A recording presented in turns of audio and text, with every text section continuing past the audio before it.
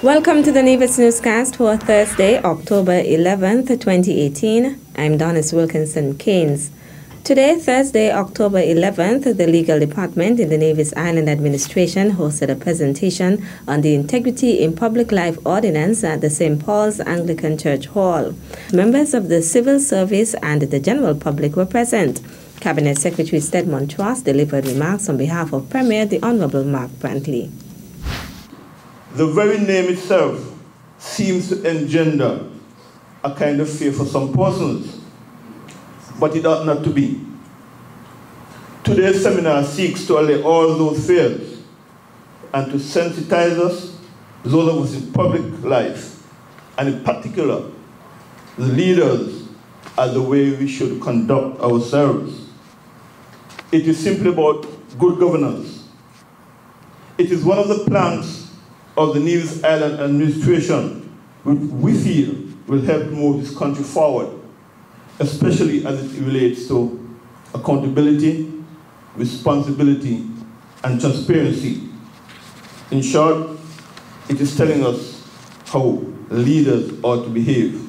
Legal advisor to the NIA, Helen Lewis, delivered greetings and the introductory commentary. The legal advisor emphasized that it is important that we choose leaders who are full of integrity. As Mr. Truss has said, it is not something to fear. It is a tool by which we will build a better state. And as Mr. Brantley always says, Nevis is punching well above its weight in taking the lead in this matter particularly.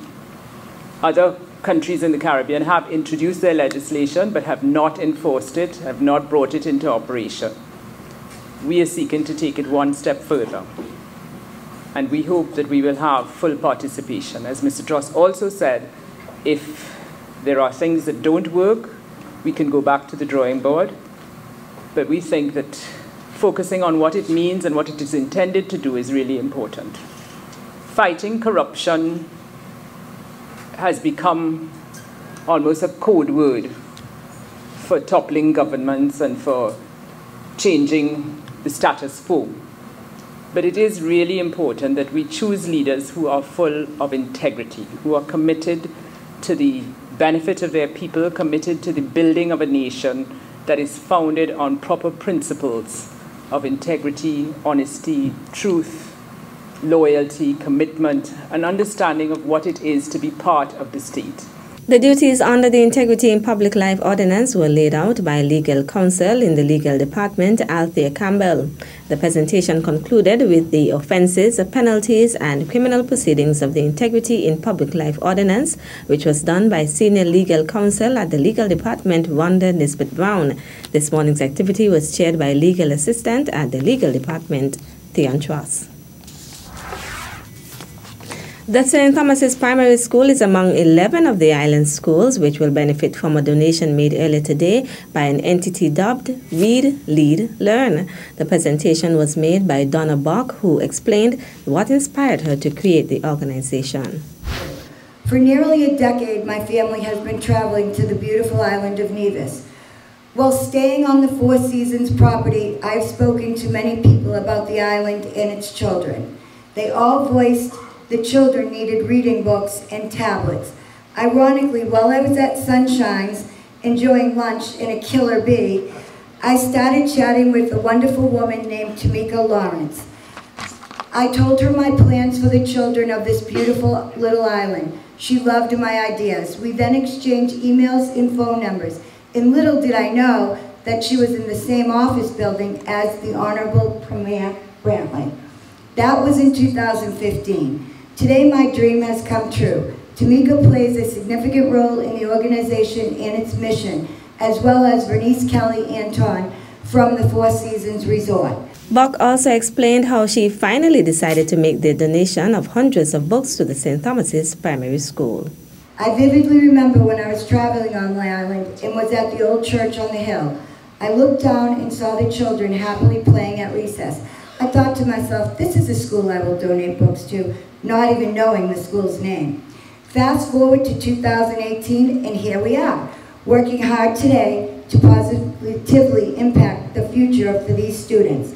Once again, thank you for all joining me for this momentous occasion with the children. Buck presented the gifts to Premier the Honorable Mark Brantley, who attended this morning's ceremony, in addition to Junior Minister with responsibility for education, the Honorable Troy Liburd, and the School Libraries Coordinator, Londa Brown, who all visited classrooms that have already been outfitted with the books and expressed appreciation for the gift. Clearly, any investment in our young people is an investment in the future of our island and the future of this country that we all love so very much. I am advised that the family that is making all of this possible this morning has been coming to our island for a very long time, and that they have clearly adopted this island, they clearly love this island, and by their gesture this morning they're demonstrating a commitment to the island of Nevis and its future. And I wanted to just take a few moments to thank Mrs. Buck and her entire team, the Read, Lead, Learn organization, for this very timely gift.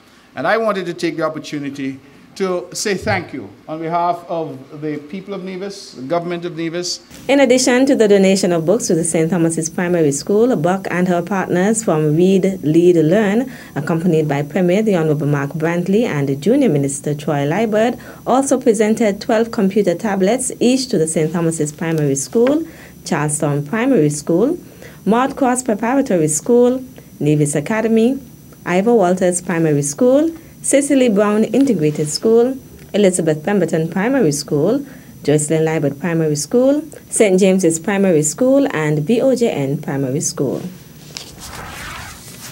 The Honorable Dr. Timothy Harris and his cabinet colleague, the Honorable Vance Amory, were among some 70 past students of the University of the West Indies, UWI, who were duly recognized by the regional institution for having excelled in their respective career paths.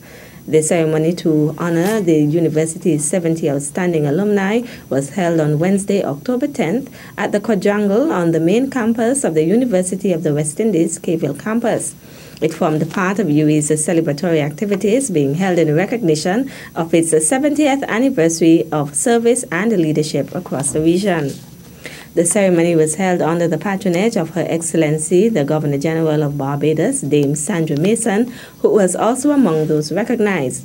Speaking to the press unit in the office of the Prime Minister after receiving his plaque of recognition, Senior Minister, the Honorable Vance Amory, said he is humbled to be recognized in such a way, and he wants to thank all the persons and professors who had any part in his training at the university at Caville, and to those people with whom he worked over the years in education, in banking, in public service, and then in politics. The former Premier of Nevis graduated with a bachelor's degree from UWI in 1973. Prime Minister Harris was also very appreciative of the recognition. He said the university has been a critical part of his life and professional development. To be recognized as an outstanding alumnus of the university is a single honor, and he wishes that the university could grow from strength to strength. Dr. Harris graduated from the Caville campus in 1988 with a first-class honors degree in accounting, having won the coveted Victor Cook Prize for Best Accounting Student. In 1992, Dr. Harris then graduated at the top of his class from the St. Augustine campus with a distinction in the Master's Degree Management Studies program. Other notable UWI alumni recognized at Wednesday's ceremony included Professor Emeritus Sir Frank Lane, former Prime Minister of St. Lucia, Dr. Kenny Anthony, former Prime Minister of Barbados, the Right Honorable Owen Arthur, the Honorable Dame Janice Pereira, the Honorable Madam Justice Maureen Rajnaut-Lee, the Honorable Justice Adrian Saunders, Pro-Vice Chancellor and the Principal of the University of the West Indies, Caville, Professor Odine Barreto, as well as the Director General of the OACS, Dr. Didicus Jules. Still to come. If children can know what to do before, during, and after, we are sure of a long-term culture of safety. We'll give you the details after this break.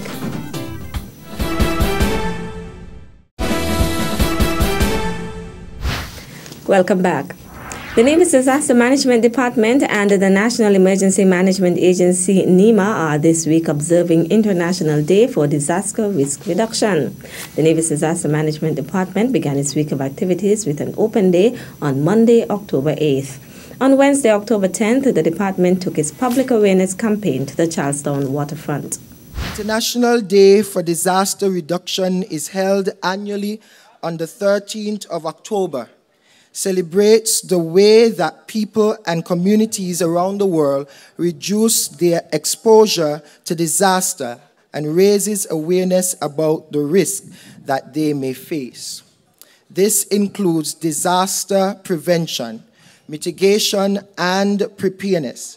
Let us therefore substantially reduce disaster mortality, reduce the number of persons affected in St. Kitts and Nevis. Lucien York was the chairperson of Wednesday's program. Senior Communications Officer Jacob Gumba gave an overview of the Nevis Disaster Management Department's multi-hazard campaign. It's the International Day for Disaster Risk Reduction.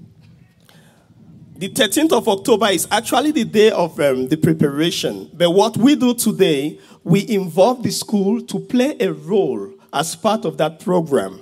So they are going to showcase with us hazards that they are responsible for. And how are they going to showcase it? They make us understand what to do before, during, and after their occurrences.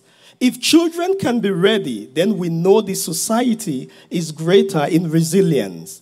If children can know what to do before, during, and after, we are sure of a long-term culture of safety, because they eventually, from being a messenger, becomes the message. A presentation on earthquakes was made by Charlestown Primary School, landslides by St. James's Primary School, tsunamis by Elizabeth Pemberton Primary School, volcanoes by Joycelyn Liebert Primary School, droughts by Nevis Academy, hurricanes by Ivor Walters Primary School, excessive heat by Maud Cross Preparatory School, coastal erosion by Montessori Academy, and floods by St. Thomas's Primary School.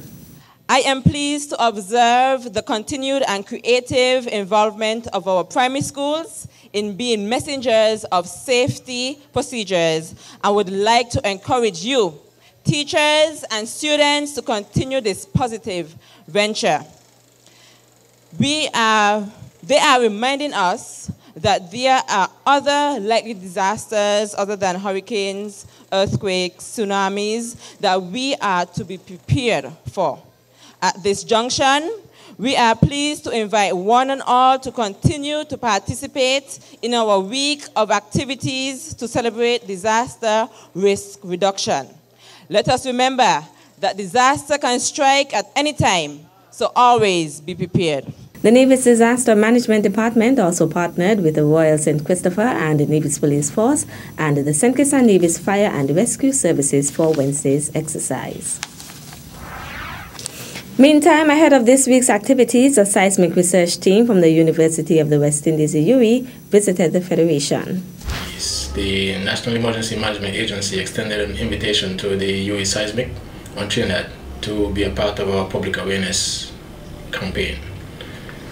They're here specifically to bring awareness with regards to earthquake activity across the region and the occurrence of tsunamis. So the three-man delegation arrived in the Federation and conducted a series of public awareness campaigns on St. Kitts, and now they're here with Nevis Disaster Management today, Friday, to extend the same courtesies. The three-man delegation consists of Rod Stewart from the Montserrat Volcano Observatory, and Ms. Stacey Edwards from the University of the West Indies Seismic Research Center, and Mr.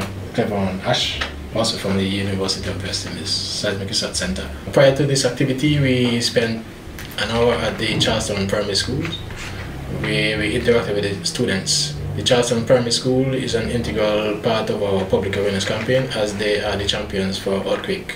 Today, Thursday, October 11th, primary schools on Nevis were expected to find creative ways to promote awareness of the various hazards.